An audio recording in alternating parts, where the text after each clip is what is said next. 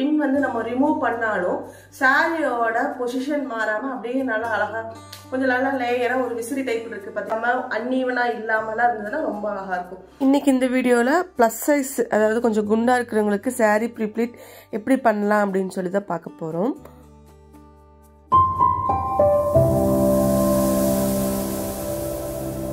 இந்த saree pre-pleating பொறுத்தளவுக்கு இப்போ கொஞ்சம் ஒல்லியாக இருந்தாங்கன்னு வச்சுக்கோங்களேன், மீடியம் பாடி அதாவது ஒரு எக்ஸல் அட்லீஸ்ட் ஒரு டபுள் எக்ஸல் சைஸில் இருந்தால் கூட நம்ம வந்து saree வந்து கம்ஃபர்டபுளாக saree pre-pleat பண்ணலாம். பட் டபுள் எக்ஸலுக்கு மேலே இந்த ட்ரிபிள் எக்ஸல் கொஞ்சம் ப்ளஸ் சைஸ்ன்னு சொல்லுவாங்க இல்லைங்களா, கொஞ்சம் ரொம்பவே குண்டாக இருக்கிறவங்களுக்கு saree வந்து நார்மல் saree எடுத்தாலுமே வந்து அவங்க ப்ளவுஸ் கட் பண்ணுறதுனால saree கண்டிப்பாக வந்து பத்தாது சென்டர் ப்ளீட் எடுக்கலையா. ஸோ அதெல்லாம் எப்படி வந்து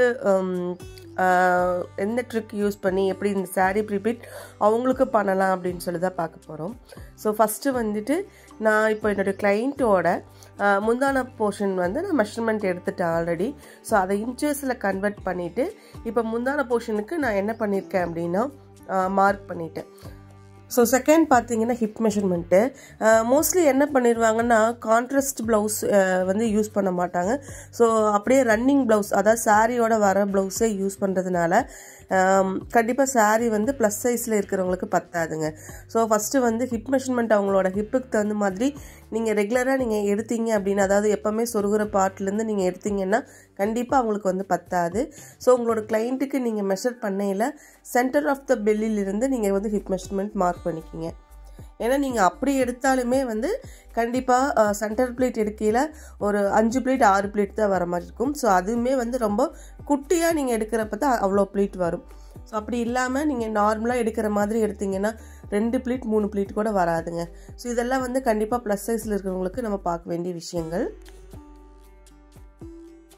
உங்ககிட்ட ஒரு கிளைண்ட் வந்து saree கொடுக்க வர்றாங்க அப்படின்னாவே அவங்க வந்து ஸ்பாட்டுக்கு உங்கள் ஸ்பாட்டுக்கு வந்தாலும் சரி இல்லை ஒரு ஃபோன் மூலியமாக வந்து மெஷர்மெண்ட் சொன்னாலும் சரி கண்டிப்பாக நீங்கள் அவங்களோட hip measurement and body structure அதாவது அவங்க எவ்வளோ வெயிட் இருக்காங்க ஹைட் இருக்காங்கன்னு கேட்டுட்டு நீங்கள் வந்து சாரியை வந்து ஃபஸ்ட்டு மெஷர் பண்ணிவிட்டு அதுக்கு தகுந்த மாதிரி நீங்கள் அட்ஜஸ்ட் பண்ணியே ஆகணும். ஸோ அந்த மாதிரி ட்ரிக்கெல்லாம் நீங்கள் தெரிஞ்சால் மட்டும்தான் நீங்கள் எல்லா ஸ்ட்ரக்சர் இருக்கிறவங்களுக்கும் நீங்கள் வந்து கம்ப்ளீட்டாக ஒரு ப்ரொஃபஷ்னலாக நீங்கள் saree pre-pleat பண்ண முடியும். ஸோ நீங்கள் ப்ரொஃபஷ்னலாக நீங்கள் saree pre-pleat பண்ணணும் அப்படின்னா கண்டிப்பாக இந்த மாதிரி விஷயங்கள்லாம் நீங்கள் தெரிஞ்சிருக்கணும். ஸோ உங்களுக்கு வந்து அதை பற்றின டீட்டெயில் கிளாஸஸ் தேவைப்பட்டதுன்னா நீங்கள் ரியா டிராப்பிங் ஸ்டுடியோவை நீங்கள் வந்து கான்டாக்ட் பண்ணலாம். ரொம்பவே ஆஃபர்டபுள் ப்ரைஸில் ரொம்பவே ப்ரொஃபஷ்னலாக நீங்கள் வீட்டில் இருந்துகிட்டே மணி ஏர்ன் பண்ணுற மாதிரி எல்லா class details techniques tips and tricks எல்லாமே வந்து உங்கள் கிளாஸஸில் வந்துடுங்க. வித்தவுட் சீயிங் அதாவது வெறும் அவங்களோட ஹைட் அண்ட் வெயிட்டை மட்டுமே வச்சுட்டு கூட நம்மளால் pre-pleat பண்ண முடியும். Online class and offline class ரெண்டுமே அவைலபிளாக இருக்குங்க. ஸோ உங்களுக்கு saree pre-pleating சர்வீஸ் தேவைப்பட்டதுனாலும் நீங்கள் கண்டிப்பாக ரியா டிராப்பிங் ஸ்டுடியோவை கான்டாக்ட் பண்ணிக்கலாம்.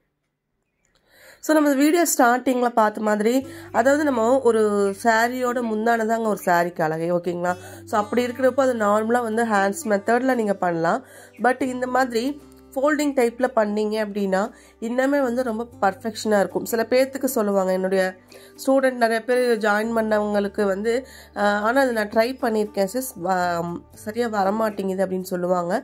ஸோ இந்த வீடியோ பார்த்தீங்கன்னா இந்த saree வந்து கொஞ்சம் கம்ஃபர்டபுளாக இருந்தது அயர்ன் பண்ணுறதுக்கு. ஸோ பார்த்தீங்கன்னா இது எப்படி நான் அயர்ன் பண்ணுறேன்னு சொல்லி பாருங்கள், எப்படி ஃபோல்ட் பண்ணுறேன்னு பாருங்கள். ஸோ இந்த மாதிரி ஃபோல்ட் பண்ணி நம்ம வந்து saree வந்து முந்தான போர்ஷன் இப்படி நல்லா ஸ்வைப் பண்ணையில் அழகாக வந்து ஒரு விசிறு டைப்பில் வரும். ஸோ நம்மளுக்கு அதுதானே தேவை, ஒரு கசகசன்னு இல்லாமல் ஒரு சின்னது பெருசுன்னு இல்லாமல் ஒரே மாதிரி ஈவனாக இருக்கிறத எல்லாரும் விரும்புவாங்க. ஸோ அப்படி பண்ணுறது தான் ஒரு ப்ரொஃபஷனல் saree டிராப்பிஸ்ட்டுக்கும் அவசியம். ஸோ நம்ம ஏனோ தானோன்னு சொல்லி பண்ணி கொடுத்தோம் அப்படின்னா கஸ்டமர் சாட்டிஸ்ஃபை இருக்காது. ஸோ அதெல்லாம் வந்து நம்ம வந்து பார்க்க வேண்டிய விஷயங்களுங்க. ஸோ இந்த மாதிரி பண்ணுறப்போ நம்ம ப்ளீட் எல்லாமே ஈவனாக இருக்கும். ஸோ நீங்கள் ஃபஸ்ட் டைம் பண்ணையில் கொஞ்சம் கஷ்டமாக இருக்கிற மாதிரி அதாவது கரெக்டாக எப்படி பண்ணுறதுங்கிற டவுட்டோடு பண்ணுற மாதிரி இருக்கும். பட் 1 or 2 ஒரு saree உங்கள் சாரியை வந்து ட்ரை பண்ணி பாருங்கள். கண்டிப்பாக இந்த டைப்பில் பண்ணுறப்போ உங்களுக்கு வந்து அடுத்தடுத்த ஸ்டெப்பு பண்ணுறப்போ ரொம்ப ஈஸியாக இருக்கும்.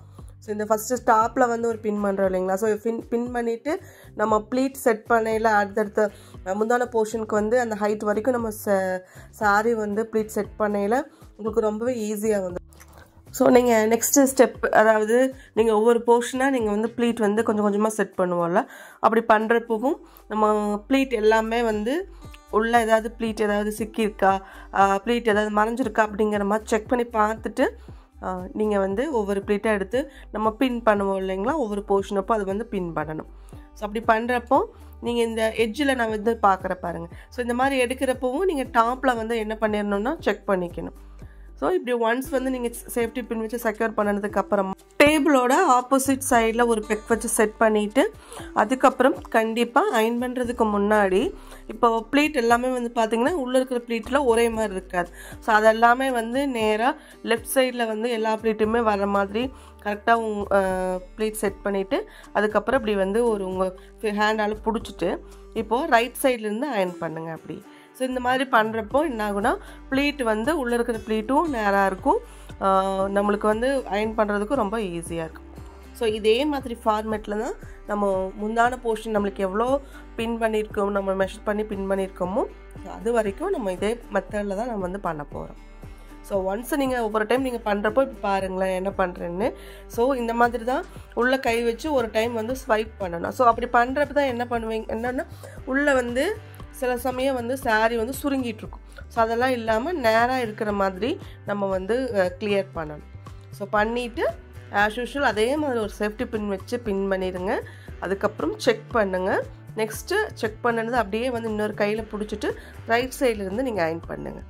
ஸோ இதுதான் வந்து பல்லு ப்ளீட் பொறுத்தளவுக்கு ஃபார்மேட். ஸோ இந்த மாதிரி பண்ணால் மட்டும்தான் உங்களுக்கு ப்ளீட் வந்து இப்போது பின்ஸ் எல்லாமே நீங்கள் ரிமூவ் பண்ணுறீங்கன்னு வச்சுக்கோங்களேன், ஒரு ஃபோட்டோ ஷூட் பண்ணுறீங்க, இப்போ ரிமூவ் பண்ணி நம்ம வந்து முந்தானை மட்டும் வந்து கொஞ்சம் அழகாக லேயர் மாதிரி விரித்து வச்சு நம்ம வந்து ஒரு ஃபோட்டோ எடுக்கிறோம் அப்படின்னா ஸோ அழகாக இருக்கும் பார்க்கறக்கு.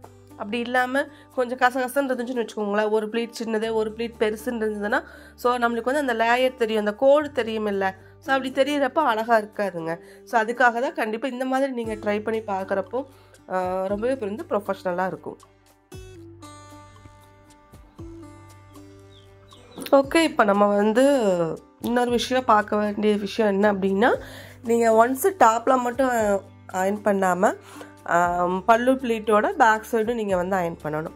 ஏன்னா சில சில்க் சாரியில் பார்த்தீங்கன்னா ரொம்ப ஹெவியாக இருக்கும்ல, ஸோ அந்த மாதிரி இருக்கிறப்போ நம்ம டாப்பில் மட்டும் அயன் பண்ணிட்டோம்னா நம்ம பண்ணுற ஹீட் வந்து கீழே பாட்டம் வரைக்கும் அப்படியே ஸ்டேபிளாக இருக்கிறதுக்கு வாய்ப்பு கொஞ்சம் கம்மி. ஸோ என்ன பண்ணால் நீங்கள் ஆப்போசிட்லேயும் நீங்கள் ஒன்ஸ் நீங்கள் அயன் பண்ணிட்டீங்கன்னா ஸோ நீங்கள் எக்ஸ்பெக்ட் பண்ணுற பல்லு வந்து உங்களுக்கு வந்து கிடச்சிரும். நெக்ஸ்ட்டு வந்து சாரி ப்ரீப்ளீட்டிங்கில் வந்து ரொம்ப இம்பார்ட்டண்ட் வந்து பார்த்தீங்கன்னா இந்த செஸ்ட் ப்ளீட் போர்ஷன். இது வந்து ஃப்ரண்ட் ப்ளீட்டுன்னு சொல்லுவோம், செஸ்ட் ப்ளீட்டுன்னு சொல்லுவோம். ஸோ இது வந்து பார்த்தீங்கன்னா கண்டிப்பாக ஒரு கிளைண்ட்டுக்கு வந்து இருக்கிற மாதிரி இன்னொரு கிளைண்ட்டுக்கு வந்து நம்ம ஸ்ப்ரெட் பண்ணக்கூடாது. ஸோ நான் ஆல்ரெடி சொன்ன மாதிரி நம்ம அதுவும் ப்ளஸ் சைஸில் இருக்கிறவங்களுக்கு வந்து பார்த்தீங்கன்னா ஸோ கண்டிப்பாக ரொம்பவே வந்து ப்ராடாக வச்சு நீங்கள் வந்து ஸ்ப்ரெட் பண்ணணும். ஸோ அப்போ தான் வந்து சைடு அடிக்காமல் இருக்கும்.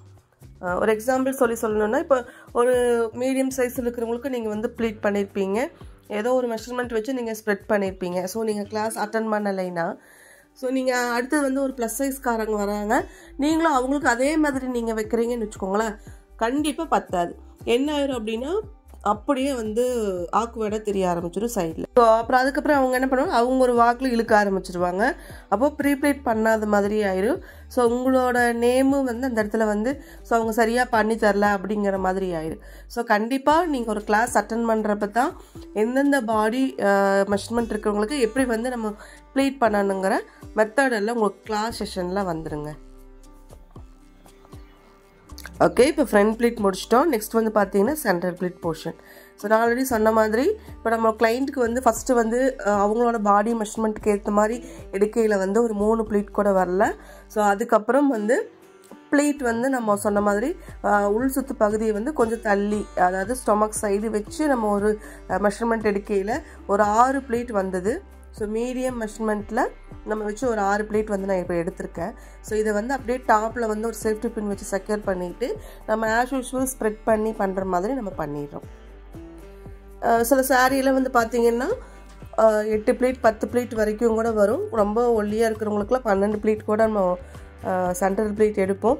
ஸோ அப்படி எடுக்கிறப்போ ஃபஸ்ட்டு ஸ்ப்ரெட் பண்ணாமல் டேபிளில் வச்சு செட் பண்ணிவிட்டு அதுக்கப்புறம் வந்து ப்ளீட் எல்லாமே சேர்த்து வச்சு நெக்ஸ்ட்டு வந்து அதுக்கப்புறம் ஸ்ப்ரெட் பண்ணி நம்ம வந்து சென்டர் ப்ளீட் செட் பண்ணுவோம். ஸோ இதில் ஒரு 6 பிளேட் தான் வந்திருக்கு. ஸோ அதனால் சாரியும் ரொம்ப பெருசாக ஹெவியாகவும் இல்லை. அதனால் நான் வந்து ஃபஸ்ட்டே வந்து ஸ்ப்ரெட் பண்ணிடுறேன். ஸோ இந்த மாதிரி டைப்பில் கூட நீங்கள் பண்ணலாம். ஸோ சாரியோட கன்வீனியன்ட்டுக்கு தகுந்த மாதிரி அதனோட டெக்ஸ்சருக்கு தகுந்த மாதிரி நீங்கள் கொஞ்சம் இந்த மாதிரி விஷயங்களை நீங்கள் கரெக்ட் பண்ணிக்கலாம். ஸ்ப்ரெட் பண்ணிவிட்டு கூட நம்ம வந்து ஸ்ப்ளிட் பண்ணலாம். இல்லை நீங்கள் வந்து வித்தவுட் ஸ்ப்ரெட்டிங் பண்ணிவிட்டு கூட ஃபஸ்ட்டு எல்லாம் ப்ளீட் எல்லாம் செட் பண்ணிவிட்டு அதுக்கப்புறம் வந்து ஸ்ப்ரெட் பண்ணலாம். ஸோ இதெல்லாம் வந்து நீங்கள் பார்த்துக்கலாம். ஸோ இந்த மாதிரி பண்ணுறப்போ நம்மளுக்கு ஈஸியாக இருக்கும். ஸோ இந்த சென்டர் ப்ளீட் பொறுத்தளவுக்கு ஒன்ஸ் நீங்கள் இப்படி எடுத்துகிட்டு இப்படி கையில் இப்படி உதறி விட்டீங்க, ப்ளீட் எல்லாம் எடுத்து பண்ணிங்கனாவே ஆட்டோமேட்டிக்காக இந்த ப்ளீட் எல்லாமே அதுவாக அரேஞ்ச் ஆகி வந்துடும். ஸோ அது அப்படியே வந்து நீங்கள் வீடியோவில் பாருங்கள். நான் ஆக்சுவலி நான் சொல்கிறது காட்டணும். ஸோ நீங்கள் வீடியோவாக பார்க்குறப்போ உங்களுக்கு இன்னுமே புரியும். ஸோ நல்லா வந்து உள்ள ப்ளீட் எல்லாமே கசகசன்னு இல்லாத மாதிரி இப்படி கையில் வந்து கரெக்டாக ஒவ்வொரு டைமும் ஒவ்வொரு ப்ளீட்டுக்குள்ளேயும் இப்படி வச்சு ஸ்வைப் பண்ணிங்கன்னா உள்ளே வந்து சாரீஸ் வந்து மடங்கிட்டு இருந்தாலும் சுருக்கமாக இருந்தாலும் அது நேராக வந்துடும். சென்டர் ப்ளீட் பொறுத்தளவுக்கு நீங்கள் ஒரு 4 பின் வந்து பின் பண்ணுற மாதிரி இருக்கும். இதெல்லாமே வந்து நம்ம பாக்ஸ் ஃபோல்ட் பண்ணுற வரைக்கும். ஸோ ஆஃப்டர் வியர் வந்து பார்த்திங்கன்னா இதெல்லாமே ரிமூவ் பண்ணிடுவோம். ஸோ ஃபஸ்ட்டு வந்து டாப்பில் இருக்கிற 2 பின் மட்டும் நம்ம ரிமூவ் பண்ண மாட்டோம்.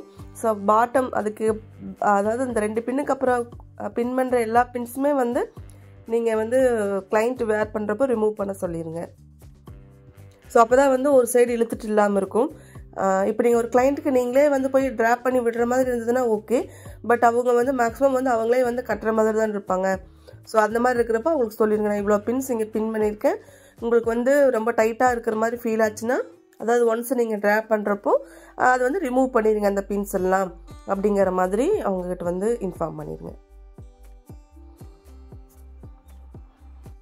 அவ்வளோதான்.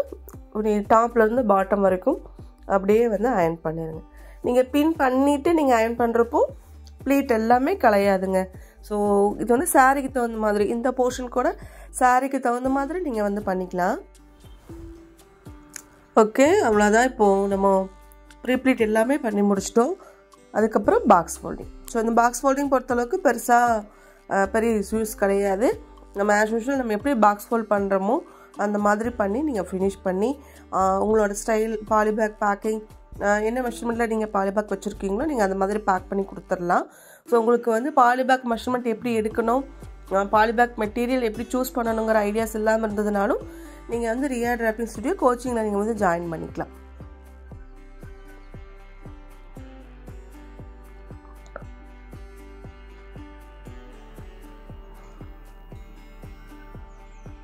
இது எல்லாமே வந்து பார்த்தீங்கன்னா நம்ம பண்ணுற பர்ஃபெக்ஷன் தாங்க. அதாவது கண்டிப்பாக நீங்கள் கிளைண்ட்டை ஸோ டைரக்ட் இன்ட்ராக்ட் பண்ணல தெரியும். ஸோ ஃபஸ்ட்டு எக்ஸ்பீரியன்ஸ் அவங்களுக்கு வந்து சாரீ ப்ரீப்ளீட் பண்ணி கட்டுறவங்களாக இருந்ததுன்னா அவங்க என்ன கேட்பாங்க அப்படின்னா, சாரீ இங்கே காட்டுங்க அப்படின்னு சொல்லி கேட்பாங்க. நீங்கள் சாரீ கம்ப்ளீட் பண்ணிட்டீங்க அப்படின்னா ஸோ ஃபஸ்ட்டு அப்பியரன்ஸ் வந்து அவங்க அட்ராக்ட் பண்ணுறது எதுன்னு பார்த்தீங்கன்னா இந்த பாக்ஸ் ஃபோல்டிங். ஸோ இந்த பாக்ஸ் ஃபோல்டிங் கூட நம்ம வந்து ரொம்ப ஒரே மாதிரி பர்ஃபெக்டாக பண்ணணும். இப்போ 2 சாரீ கொடுக்குறாங்கன்னு வைங்களேன், ஒரு கிளைண்ட் 2 சாரீ 3 சாரீ கொடுக்குறாங்கன்னா 3 சாரியுமே நீங்கள் ஒரே மாதிரி ஃபோல்ட் பண்ணியிருந்தீங்கன்னா ரொம்பவே அட்ராக்ட் ஆவாங்க. அதுதான் நான் சொல்ல வரது. ஸோ அது எல்லாமே வந்து எப்படிங்கிறது உங்களுக்கு கிளாஸஸில் வந்துடும். ஸோ நீங்கள் Riya draping studio online class offline class ரெண்டுலேயுமே வந்து நீங்கள் ஜாயின் பண்ணிக்கலாம். ஆஃபர்டபுள் ப்ரைஸில் ரொம்பவே கன்வீனியண்ட்டான டைம். ஸோ ரொம்பவே வந்து ஃப்ரெண்ட்லி சர்வீஸோடு உங்களுக்கு வந்து நான் பண்ணி தந்துட்டுருக்கேங்க. ஸோ இந்த வீடியோ உங்களுக்கு யூஸ்ஃபுல்லாக இருந்துச்சுன்னு நினச்சிங்கன்னா லைக் பண்ணுங்கள், சப்ஸ்கிரைப் பண்ணுங்கள், உங்களோட கமெண்ட்டை கமெண்ட் பாக்ஸில் சொல்லுங்கள். தேங்க்யூ.